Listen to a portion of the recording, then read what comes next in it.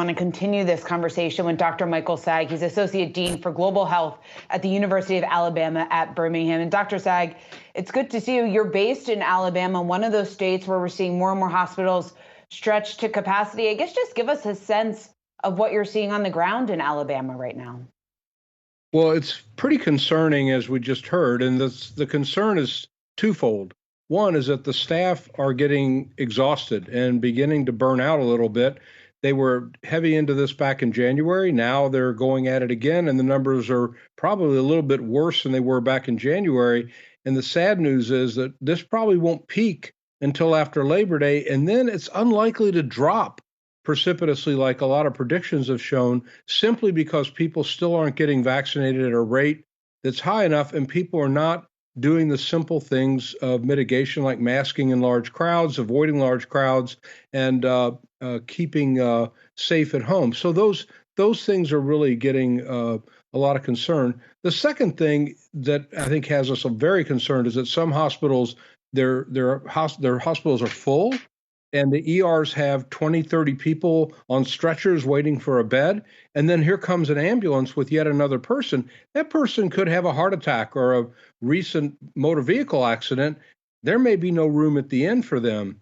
And I think the take-home point is that while people say I have freedom to choose, when the freedom that people choose to not get vaccinated starts impinging on the freedom of access to care for other people, that's where things get dicey. And I think we need to start addressing more aggressively.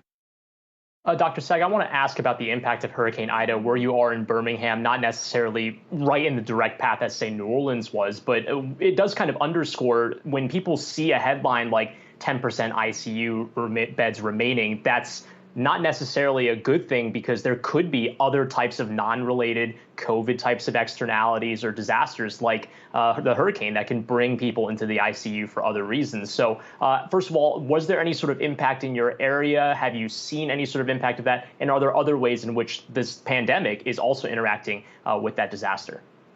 Right. So we're in my neck of the woods in Alabama, we kind of dodge things pretty well. But unfortunately for Mississippi and all of Louisiana, there's power problems. And that's the big deal. Think New Orleans, Baton Rouge, other places. They have hospitals filled with people. They're on generators. They run on diesel. If the diesel supplies don't get to the hospital, there's a huge problem. Ordinarily, without COVID, we could transport patients from one place to another. There's just nowhere to go because of the COVID situation. So it's very precarious right now in those places that got hit hard by Ida and don't have any power right now. Those folks are all in jeopardy. Doctor, we also got the news today, 2 senior FDA officials that are responsible for reviewing COVID-19 vaccine applications. They're leaving the agency this fall. I'm curious just to get your take. When something like this happens, when you see 2 key officials like that leaving the agency, any thought just in terms of what this could mean for getting boosters approved? Could it potentially move the timeline a little bit further out?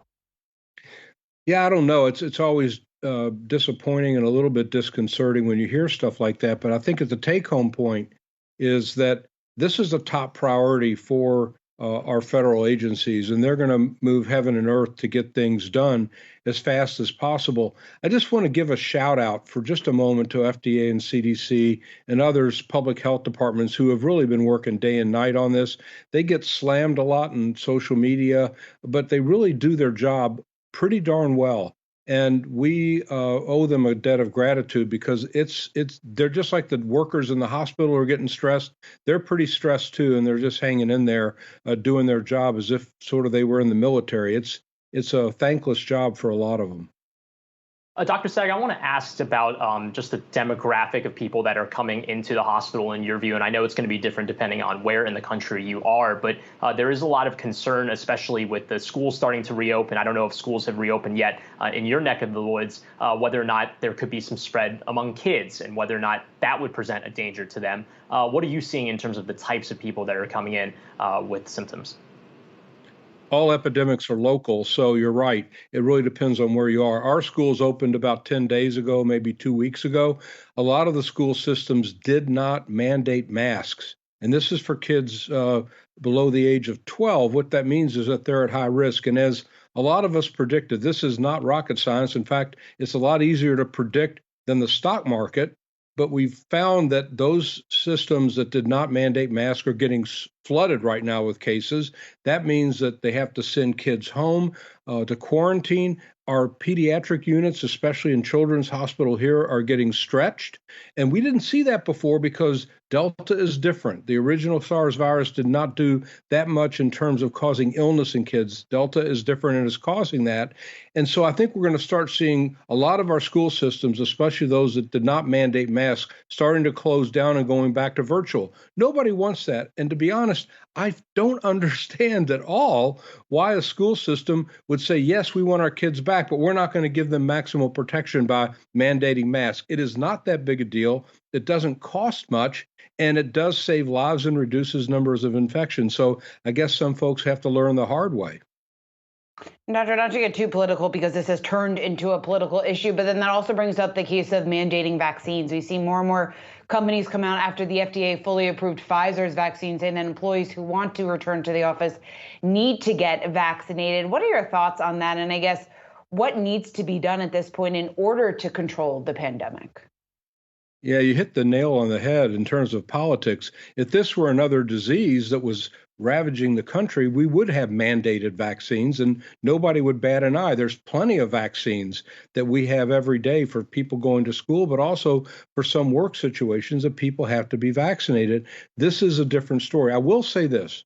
The companies that I've seen that have mandated vaccines are getting good responses. And in fact, people like me and others in public health have been screaming from the rooftops since January, get vaccinated. We sort of hit an asymptote, a ceiling. What's changing things is when the employers mandate it and then people line up. So I think my position, I'd like to see more companies mandate vaccines. It's not only good for their employees, it's good for society at large. Have you seen any trends in an uptick in vaccination? Because I was looking at the Alabama's vaccine distribution numbers, and it looks like there was a trend up between the end of July and through most of August. Was it because of some of those workplace mandates? We know that the vaccination percentage is still lower in Alabama compared to other states in the country, but it seems like there is that bit of a positive trajectory as of the last month and a half or so. Yeah, I think that's one thing. We have seen an increase, to answer your question. And there's a lot of reasons for that, one of which is that 95 to 98% of the deaths of people from COVID are among unvaccinated people. That means a lot of folks know someone who got COVID, went to the hospital and died. And pretty universally, those individuals were not vaccinated. And in a lot of cases, they were vocally anti-vax. And then ironically and tragically, they end up in the morgue. And I think people start seeing that and go, wait, we need to rethink that. And I think that's part of what's going on. But I think vaccine mandates are starting to help accelerate the vaccines for us. And I'm sort of heartened to see that. Dr. Michael Saag, great to get your perspective. Associate Dean for Global Health at University of Alabama at Birmingham. Thanks so much for taking the time.